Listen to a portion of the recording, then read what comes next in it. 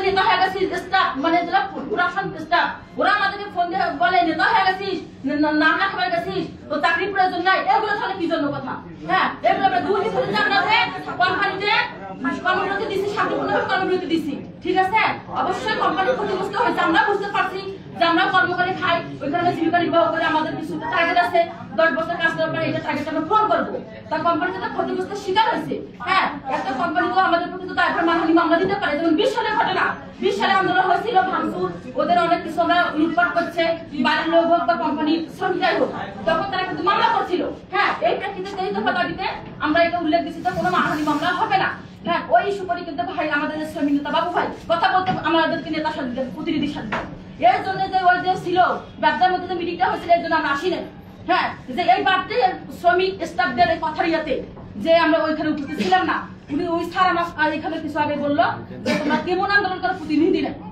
বলছিল কিন্তু হ্যাঁ এর জন্য সেটা আমরা প্রতিনিধি ছিলাম না যে এরকম আমাদেরকে সবসময় আসি যে কথায় কথা নেতা বলা হয় আমাদের বলা হয়েছে হ্যাঁ হুমকি দেওয়া হয় এগুলোর জন্য বন্ধ হয় আচ্ছা আচ্ছা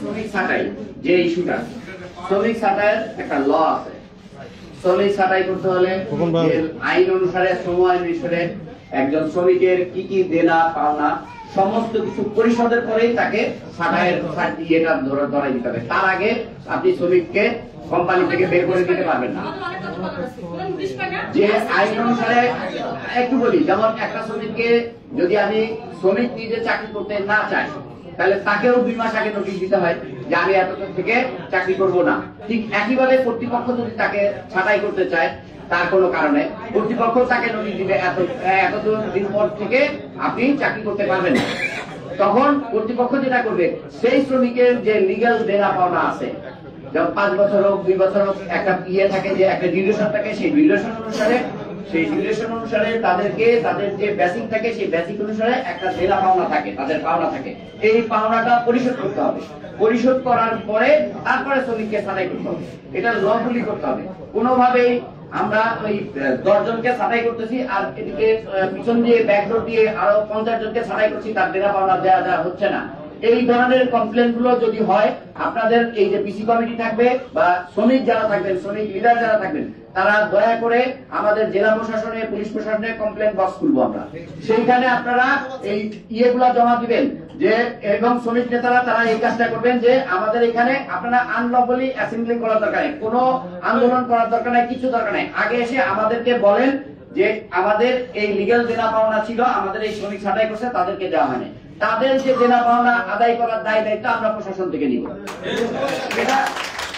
এবং এটা আমি করে আসছি দীর্ঘদিন ধরে যেখানে এরকম ঘটনা ঘটেছে তার দেনা পাওনা সমস্ত কিছু ফ্যাক্টরি অথরিটির সঙ্গে বসে আমরা বেজা থাকুক বা ইপিজেড এর কর্তৃপক্ষ থাকুক যারাই থাকুক তাদের সঙ্গে আমরা বসে এটা সলিউশন করবো যে আগে আপনি লফুলি তার যে পাওনা আছে দেনা পাওনা আছে সেটা আগে পরিশোধ করতে হয় কিন্তু আপনারা ওইটাকে ইস্যু করে যদি আপনারা এভাবে রাস্তা বন্ধ করেন এভাবে শ্রমিক অসন্তোষ করেন ফ্যাক্টরিতে বন্ধ করে দেন তাহলে কিন্তু আলটিমেটলি যে রেজাল্ট আসছে সেটা হচ্ছে এই গত 30 তারিখ থেকে আজকে 17 তারিখ পর্যন্ত যে বার্তাটা দেশের বাইরে বিনিয়োগকারীদের কাছে যাচ্ছে আপনাদেরকে একটু স্মরণ করাই দিই যে 1 ঘন্টার কারণে কিন্তু একটা শিপমেন্ট বাতিল হয়ে যেতে পারে এই 17 দিন ধরে এইভাবে যে আপনারা যে আন্দোলন করছেন এটার ফলে দেশের ভাবমূর্তি এবং বিনিয়োগকারীদের কাছে এই বার্তা যাচ্ছে যে এইখানে আর বিনিয়োগ করা যাবে না কারণ প্রত্যেকের ব্যবসা যারা করতে আসেন তারা কিন্তু তার প্রফিট খোঁজেন এখন আপনারা এখানে বিনিয়োগ করে তারা যদি খালি লসের পর লস করতে থাকেন তাহলে তো তারা এখানে ব্যবসা করবেন না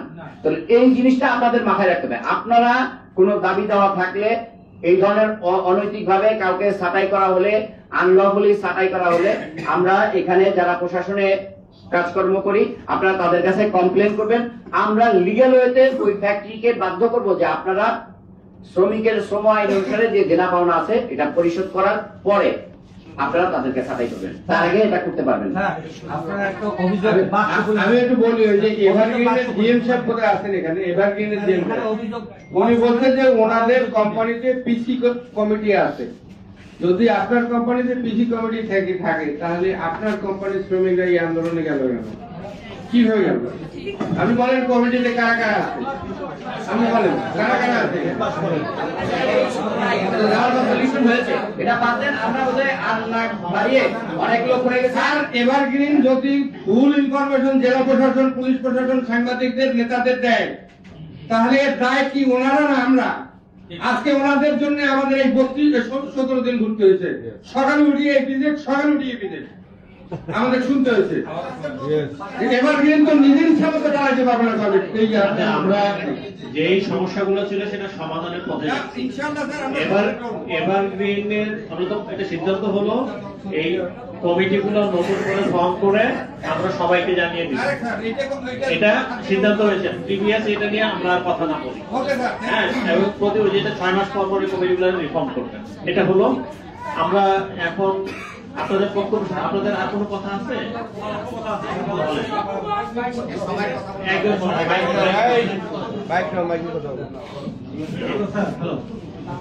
কথা হচ্ছে যে স্যার, যে 5টা ফ্লোর আছে, 5টা বিল্ডিং আছে, এই যে লোক ছাড়াই করে যে 5টা বিল্ডিং থেকে যদি 5টা ছেলে নিয়ে বলবো নিয়ে আসে যে এই ওয়ার্কারটাও ছাড়াই করবো, হ্যাঁ, তাহলে কিন্তু আমরা ওয়ার্কারদের বুঝাইতে পারতাম যে আসলে এনার প্রকৃত খুশি কিংবা এনার চাকরি করা অমনোযোগী, সে কাজ করে কম, সে এতগুলো ওয়ার্নিং খাইছে, তারপর তাকে ছাড়াই করে।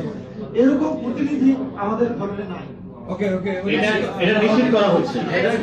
আমি প্রস্তাব দিলাম যে কৃষি কমিটি থাকবে। আরেকটা জিনিস আপনার, আমি প্রত্যেকটা ফ্যাক্টরি যারা আছেন এবং ইপিজেড কর্তৃপক্ষ যারা আছেন, আমি যেহেতু দীর্ঘদিন একটু শেষ করতেন ভাই, আপনি সব কথা বলে আপনাদের জন্যই তো আমি কথা বলছি নাকি? আপনার থেকে আমি বোধহয় এই শ্রম আইন বা বিভিন্ন কিছু আরো বেশি জানি কিভাবে আদায় করতে হয়। দেখতে একটু শোনেন, আমি বলি।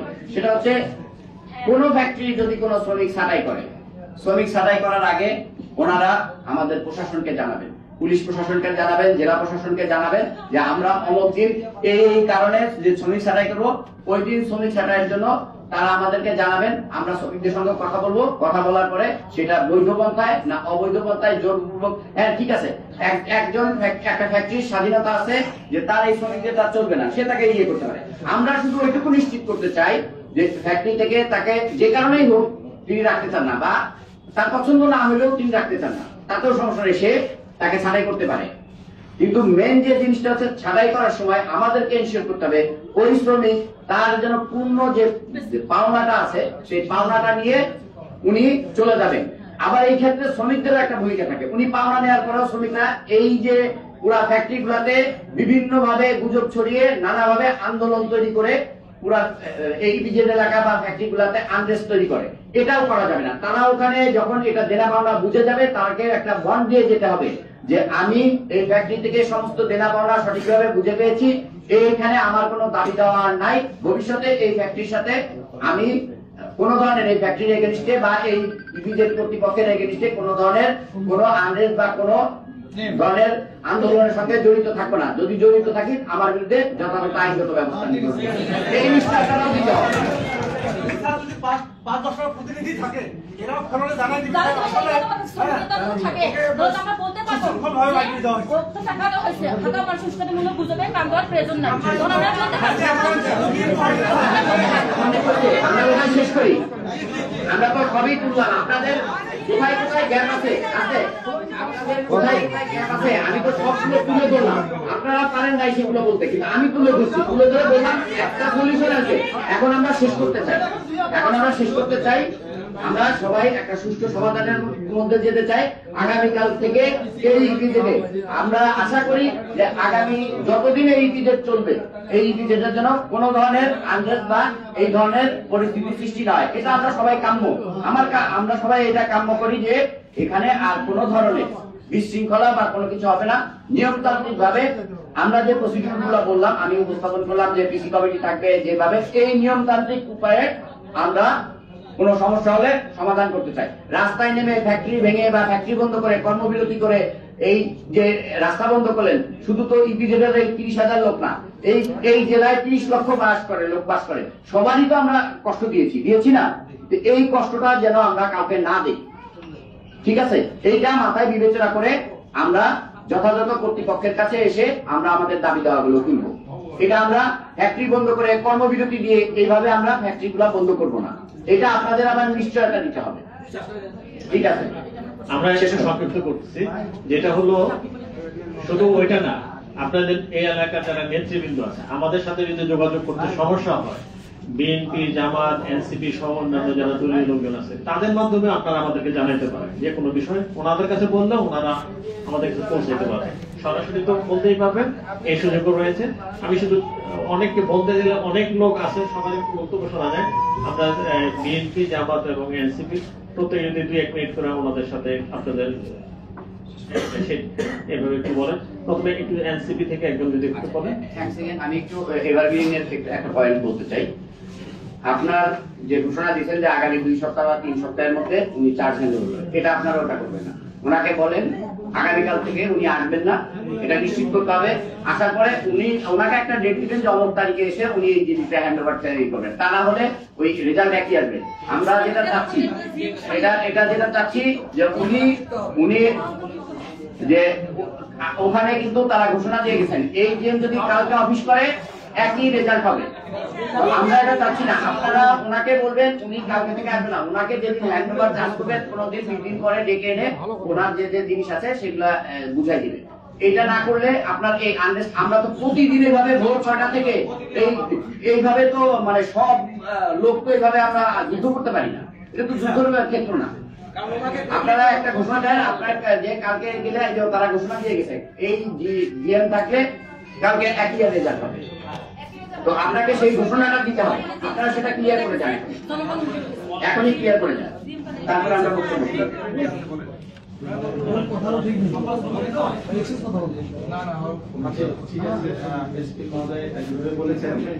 আমরা আগামীকাল থেকে আমাদের যে মেসার আছেন উনি অফিস করবেন না, আমরা ওনার সকল arrangement duty hand over take ওভারের ব্যবস্থা এই করে ওনাকে জানাবো, উনি এসে জাস্ট হ্যান্ড ওভার করে দিয়ে চলে যাবেন। ওকে, বিসমিল্লাহির।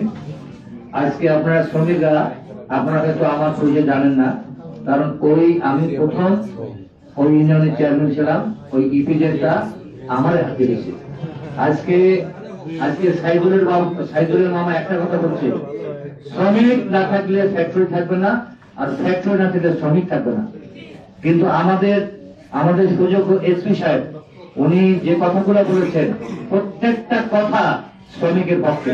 আমরা এর আগে যেটা মিটিং করেছি, আমরা বিএনপি মিটিং ছিল, আপনার জামাত ছিল এবং এনসিপি ছিল, এবং আমরা আপনাদের স্বার্থটা আমরা দেখছি, শ্রমিকের স্বার্থটা দেখছি। কিন্তু আপনারা যে ঘটনাটা ঘটাইলেন আজকে 2 দিন ধরে, এই যে শিপমেন্টটা বাতিল হলো, আজকে বিশেষ করে এই যে ইম্প্যাক্ট হলো আমাদের এই উত্তরা ইপিজেডের একটা সুনাম ছিল, এই সুনামটা কিন্তু আমরা নষ্ট করলাম। ঠিক কিনা বলেন, ঠিক কিনা? আজকে আপনাদের ওয়াদা করতে হবে, শুনেন, আপনাদের ওয়াদা করতে হবে যে এই প্রতিষ্ঠানটা আপনাদের, মালিকের নয়। আপনাদের কারণে প্রতিষ্ঠান থাকবে, আর আপনার যদি এই ধরনের ঘটনা ঘটান, মালিক কি করবে? মালিক তো লস দেবে না, মালিক ছেড়ে চলে যাবে। আমাদের অবস্থা কি হবে? টেক্সটাইল মিল, ঠিক কিনা? টেক্সটাইল মিলের, যার জন্য একটা কথা, অন্তর না বাজলে যন্ত্র বাজে না, আর যন্ত্র না বাজলে সুর হয় না। আপনারা হচ্ছেন সুর, আপনারা হচ্ছেন ফ্যাক্টরির সুর। এই ফ্যাক্টরি আপনাদের এই ধরনের ঘটনা আপনারা আর ঘটাবেন না। যদি ঘটান, ক্ষতি হবে আপনাদের, মালিকের ক্ষতি হবে না, আপনাদের ক্ষতি হবে। ধন্যবাদ।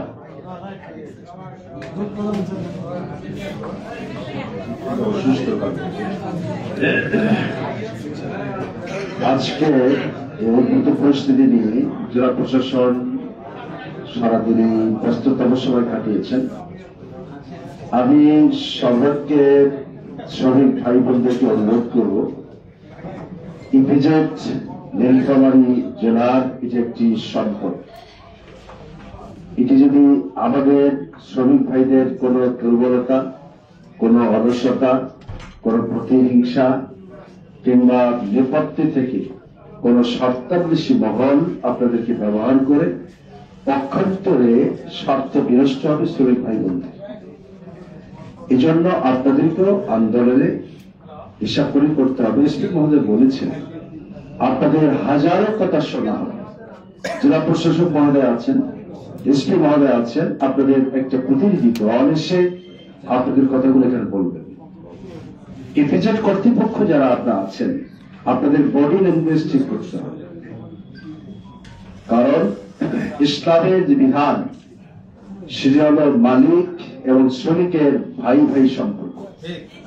কিন্তু আপনারা যদি রাজা হয়ে যান আর অধীনস্থদেরকে কর্মচারীর মতো দুয়ারতে আসতে দেবেন না, যে সকল ভাষা এখানে ইউজ করা হয়েছে, এই বিষয়গুলো আপনাদের খেয়াল করতে হবে।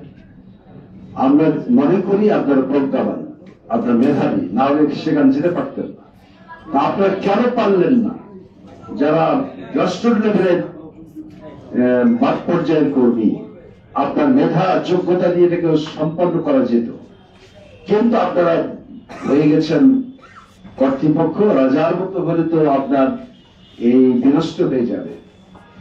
পিসি committee, what is to be done, what can we do, অত্যন্ত পরিতাপের বিষয়।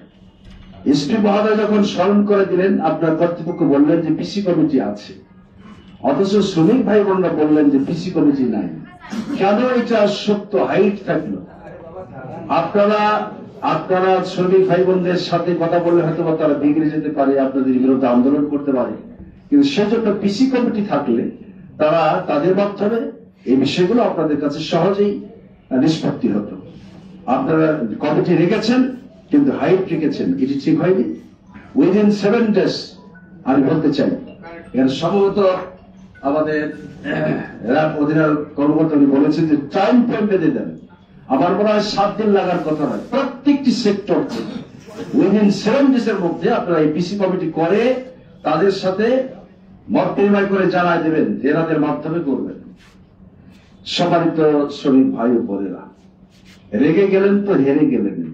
আপনারা আজকে এখানে সাইফুলের বক্তব্য শুনতে পেরেছেন, আপনি বুঝতে পেরেছেন এখানে মিডিয়ার সম্মানিত সদস্যবৃন্দ আছেন, প্রশাসনিক কর্মকর্তাবৃন্দ আছেন, ইপিজেডের কর্মকর্তাবৃন্দ আছেন, আমরা যারা রাজনৈতিক নেতৃবৃন্দ আমরাও রয়েছি।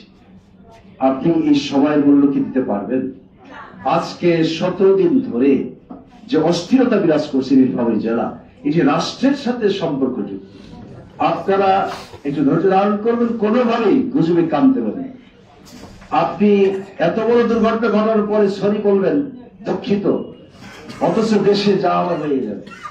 এই ইপিজেড বন্ধ হয়ে গেলে প্রায় 40,000-এর মতো কর্মচারী নীলফামারী জেলা এবং পার্শ্ববর্তী কয়েকটি জেলা আর্থিক বিপ্লব থেকে পিছিয়ে যাবে। ইপিজেড হওয়ার পর থেকে নীলফামারী জেলা আর্থসামাজিক উন্নয়নে যে ভূমিকা রেখেছে, দরিদ্র এলাকা থেকে বাদ করেছে, তাহলে আবারও যদি বন্ধ হয়ে যায় তাহলে আমাদের দেশের লোকেরা তো আরো দারিদ্রতার দিকে ধাবিত হবে। আরেকটি সমস্যা হলো, ওখানে কাছাকাছি আমাদের যে 1000 শয্যা বিশিষ্ট হসপিটাল হতে যাচ্ছে। আমরা যদি ধৈর্য ধারণ না করে নিজের কামড়াকামড়ি, মারামারি, হট্টগন্ডগোল, এবং আপনি হয়তো ভাবছেন যে আমি একাকি চিৎকার করছি, কিন্তু আপনার কণ্ঠের সাথে হাজারো কণ্ঠ মিলায়ে উচ্ছৃঙ্খল পরিবেশ তৈরি করে প্রশাসনকে বিব্রতকর অবস্থায় ফেলে রাজনৈতিক বৃন্দের রাতের একাকার করে, এবং মিডিয়া যে কথা উনি বললেন যে 17 দিন ধরে আর কাজ নেই, আপনাদের পিছনে সবাই শ্রম দেওয়া হলো, ইজি নট অনলি বাংলাদেশ, আন্তর্জাতিক দুনিয়া ফোকাস হচ্ছে। তাহলে কি হলো যে বাংলাদেশ আসলেই ভালো না, এরা সামান্য কিছু হলেই বিশৃঙ্খল করে, তাহলে আন্তর্জাতিক যারা দাতা গোষ্ঠী তারা ভাববে যে বাংলাদেশে আমরা বিনিয়োগ করবো না, এবং তারা হাত গুটিয়ে দেবে। এটি অত্যন্ত আমাদের উত্তরবঙ্গের জন্য এই 1000 শয্যা বিশিষ্ট হসপিটাল না হয় আমরা ক্ষতিগ্রস্ত হব। সুতরাং রেগে গেলেন তো হেরে গেলেন, আপনাদের কথা শুনবেন। খুব চমৎকার কথা বলেছেন এসপি মহোদয় যে অভিযোগ বক্স খোলা হবে, আপনাদের প্রতিনিধিরা করবে।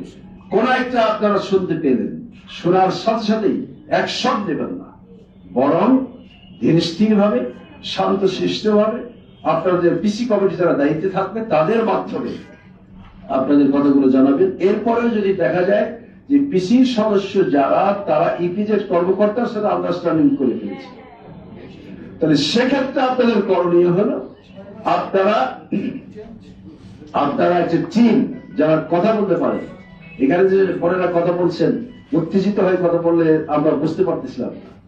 আপনারা শান্তশিষ্টভাবে 5 জনের একটা টিম যারা কথা বলতে পারবেন, প্রশাসনকে বুঝাতে পারবেন। টিম এসে জেলা প্রশাসন আছে, পুলিশ প্রশাসন আছে, কিংবা জেলা প্রশাসক মহোদয় বলেছেন যে রাজনৈতিক নেতৃবৃন্দ আছেন, বিএনপি নেতৃবৃন্দ আছেন, জামাত নেতৃবৃন্দ আছেন, আমরা আপনাদের হয়ে কাজ করি, শ্রমিক ভাইদের জন্য আমরা কাজ করি। কিন্তু কোনো কোনো সময় দেখা গেছে আমাদের কথাও আপনারা শোনেন না। আমরা যখন যাই দাঁড়াই, কার সাথে কথা বলবো, যেটা ছেলে মেয়ে বলেছেন, অনেক সময় আমরাও বিব্রত করি, কে কার হয়ে কথা বলে আমরা বুঝতে পারি না। সুতরাং শান্ত থাকবেন। সরকার, এই অন্তর্বর্তী সরকারকে রক্ষা করার দায়িত্ব আমাদের সকলের। একটা জিনিস ভাববেন, কুচক্রী মহল নেপথ্যে থেকে বর্তমান সরকার ব্যবস্থাকে অকার্যকর করার জন্য এহেন কাজ নাই যাহা করছে না। আপনার মাধ্যমে ঢুকতে আপনি বুঝতে পারবেন না কি হবে, আপনি চাকরি হারাবেন, আমাদের ইপিজেড বন্ধ হয়ে গেল, অকার্যকর হলো রাষ্ট্র ব্যবস্থা। তাহলে আমরা এখানে যারা আজকে বসতে পেরেছি একটা সুষ্ঠু সমাধানের লক্ষ্যে একটু আমরা সমাধান করতে পারবো। আপনার একটি বিষয়কে কেন্দ্র করে যে সাইফুল ইসলাম যাহা হয়েছে, আর যাতে কোন সাইফুল ইসলামের মতো কেউ নিজের পক্ষ থেকে নিজের স্বার্থকে প্রতিষ্ঠার জন্য কোনো কিছু করতে না পারে, এই বিষয়টা আপনাদের সকলের দৃষ্টি আকর্ষণ করে জেলা প্রশাসন আমাকে কথা বলার সুযোগ সৃষ্টি করে দিয়েছেন। ধন্যবাদ জানিয়ে আমি আমার কথা শেষ করছি। ধন্যবাদ। ধন্যবাদ। এবার একটু বিএনপি নেতৃত্ব বলবেন। সকলকে আবারও ধন্যবাদ। আমি ইপিজেড কর্তৃপক্ষ বলবো যে পূর্বের পিসি বাদ দিয়ে নতুন পিসি তৈরি করে দেন। আর একটা ওনারা যেটা বলবেন, যেটা আমার বোন বলল, যে চাকরিকালীন সময়ে বিভিন্ন প্রতিষ্ঠানের কর্মকর্তারা তাদের সাথে রাফ ল্যাঙ্গুয়েজ ইউজ করে, গালাগালি করে, এটা থাকে যাতে কোম্পানিগুলা বিরত থাকে, কারণ তারা তো শ্রম দিয়ে ইয়ে করে। আর যখন মানুষ একটা ঘর্মাক্ত অবস্থায় থাকে, কাজের ভিতর থাকে, তখন যদি কেউ কোনো কটু কথা বলে না, নিজের ভিতরে বিরক্তি সৃষ্টি হয়। সেইখান থেকে তারা বিরত থাকে। এবং সর্বোপরি আমি প্রশাসন থেকে সবাইকে অনুরোধ করব, আজকের এই ঘটনাটা পুরো সাপোর্টেস কিনা এটা আপনার গভীরভাবে তদন্ত করবেন। আমরা চাই এটা তদন্ত। এত সামান্য একটা ব্যাপারে গোটা শহর, গোটা জেলা, গোটা দেশ, গোটা বিনিয়োগকারী আজকে স্তব্ধ হয়ে গেছে। সেখানে আমার মনে হয় এই ঘটনার পিছনে অন্য কারো কোন রকম দুরভিসন্ধি আছে কিনা, এটা আমরা বিএনপির পক্ষ থেকে জোর দাবি জানাচ্ছি, আপনারা এটা তদন্ত করবেন। যেই তদন্তটা অন্তত করেন, প্রয়োজনে আমাদের স্বার্থে হয়তো প্রকাশ নাও করতে পারি, আমরা ভিতরে ভিতরে থাকলো, কিন্তু তদন্তটা করে অন্তত বের করা হোক এই ধরনের ঘটনা যদি বারবার ঘটতে থাকে। আর এই সাপোর্টারকারীরা যদি বারবার আমরা প্রশ্রয় দিতেই থাকি, তাহলে আবারও ভবিষ্যতে সবকিছু আমাদের নিয়ন্ত্রণের বাইরেই চলে যাবে। আমি অবাক হয়েছি একটা ব্যাপারে, আমার সম্মানিত জামাতের আমির সাহেব এখানে আছেন, নেতৃবৃন্দ আছেন, আমি জামাতের নেতাদেরকে বলছি যে আমরা রেসপন্সিবল দল, মজিদ ভাই এখানে আছেন, ছাত্ররা আছে, কারো কথাও যদি এই লোকগুলা না শোনে, তাহলে এই লোকগুলা কার? তাহলে আমরা ধরে নিব তারা ফ্যাসিস্ট সরকারের নেপথ্যে কেউ আছে, যারা এই ধরনের উস্কানি দিয়ে এই ধরনের ঘটনা ঘটাচ্ছে। এই লোকগুলো কার? নেতৃবৃন্দরও যদি কথা না শোনে, প্রশাসন যদি প্রশাসনিক ভাবে যায়, তখন তো তারা যেটা হয়েছে, এর আগে একজন মারা গেছে, এরকম তাহলে এইভাবেই চলবে। পরিশিষ্টের কি দেখা যাচ্ছে, আমাদের কাছে দৃশ্যমান হচ্ছে যে এই ইপিজেডটা যাতে না থাকে, কারণ ইপিজেড বর্ধিতকরণের জন্য প্রশাসন থেকে ইয়ে করা হয়েছে, প্রস্তাব দেওয়া হয়েছে, ইপিজেডের কর্মকাণ্ড যাতে আরো বর্ধিত হয়। তো এই বর্ধিত করতে গেলে আজকে যদি 30,000 কর্মচারীরা খাবে, বর্ধিত হলে 50,000 থাকবে। তা আমরা সবাই সব দিক দিয়ে যখন স্বয়ংসম্পূর্ণ হতে যাচ্ছি, তখন এই ধরনের ঘটনা, ছোটখাটো ঘটনা ধর্তব্যের বিষয় নয়, সেই ঘটনা নিয়ে এরকম একটা হতে পারে। কাজে আমার কাছে মনে হচ্ছে এটা সাপোর্ট ছাড়া কিছু না। আপনার গভীরভাবে এটা তদন্ত করুন, সাংবাদিক জি। থানা আক্রমণ, থানা ঘেরাও, হ্যাঁ, থানা আক্রমণ, থানা ঘেরাও, ডিসি অফিস, হ্যাঁ আমরাও বড় আন্দোলন করছি, ডিসি অফিসে এসেছি, ডিসির কাছে স্মারকলিপি দিয়ে ব্যাক করে চলে গেছি, এটা আমাদের জীবনও হয়েছে। কিন্তু থানাতে যেতে হবে, প্রশাসনিক যে কর্মকাণ্ড আছে, এসপি সাহেবের অফিস যেতে হবে, এই সম্পদগুলো তো আজকে এই এসপি সাহেব আছে, ওনার দায়িত্ব পালন করছে, এই সম্পদগুলো তো আমাদের, না ভাঙেন অসুবিধা তো নাই।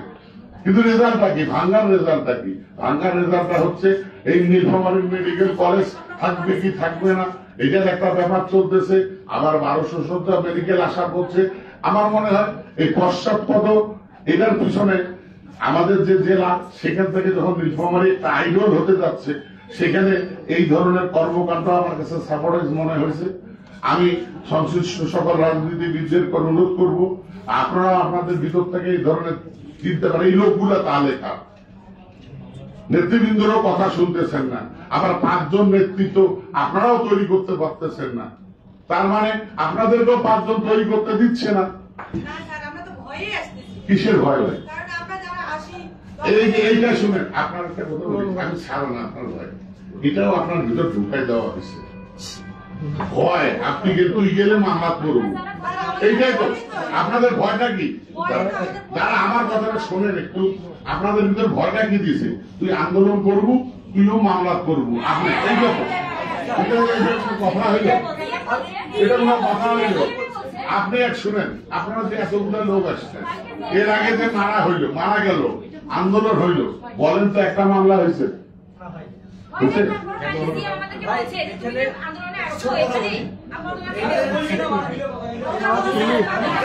জিএমএর বিষয়টা তো সেটেল হয়ে গেল, জিএমএর বিষয়টা সেটেল হয়ে গেল, তাই না? জিএমতে আপনার থাকছে না।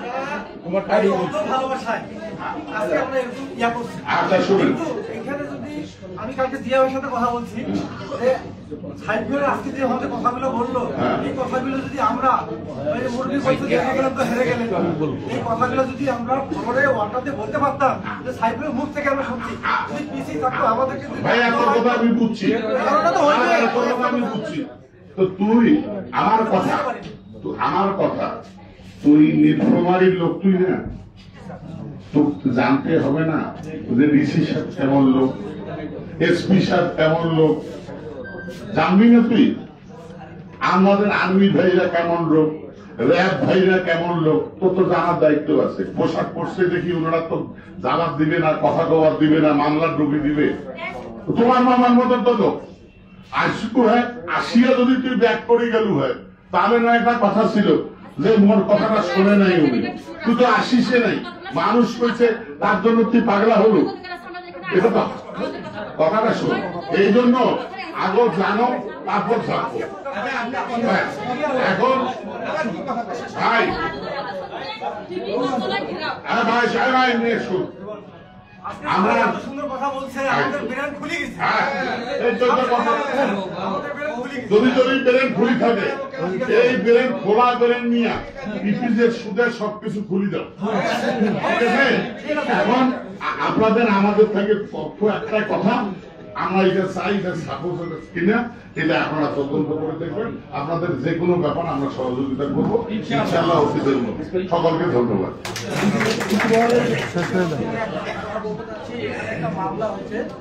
সেই মামলাটা আসলে চাঁদাবাজি মামলা, এটা বাদীটাকে বা মামলাটাকে এনারা ভয় করতেছে যে আসলে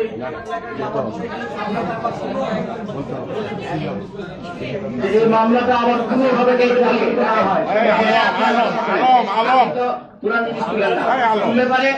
আপনাকে যদি এখন বলি সত্য ঘটনা সবগুলা বের করি, আপনি কি এখানে ছাড়াইতে পারবেন কিনা? ডিভিজেড কর্তৃপক্ষ আছে, জিজ্ঞেস করেন 2 লাখ টাকা চাঁদা দিয়ে আবার ক্যাশ আউট করছে, আমি আবার টেস্ট করার জন্য দিছি যে আপনি 5,000 টাকা পাঠাই দেন। এগুলো আমরা বলতে চাচ্ছি না, বললে পারলে আপনাকে আইনগতভাবে আপনাকে ছাড়তে পারবো না, আপনি এগুলো তুলেন না।